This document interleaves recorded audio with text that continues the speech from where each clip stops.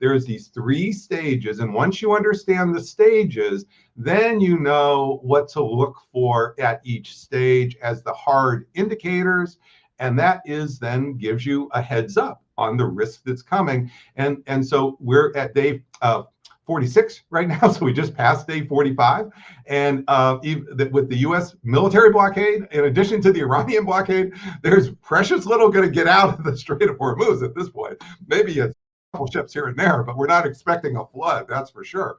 The bottom line here is that when you study blockades, and these are economic blockades, often in war, and I've studied them for 30 years as part of my economic sanctions work, my air power work, which also looks at the naval blockades, you see a clear framework, which is in the early weeks of a blockade, what you end up with is disruption of goods that go in, which increase the price of the good inside of the entity that's being blockaded.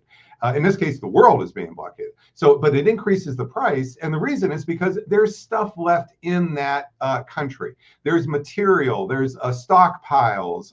And that's why the blockades, they increase price. But then after about 4 or 5 weeks, maybe 45 days, you get a different stage. That's the stage where those stockpiles run out.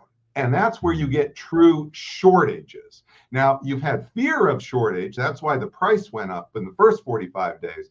But after 45 days, now you actually have shortages. And you really see those shortages materializing because you have South Korea, you have the Philippines, you have Asian states already going to Pakistan to 4-day work weeks now because there are actual shortages occurring.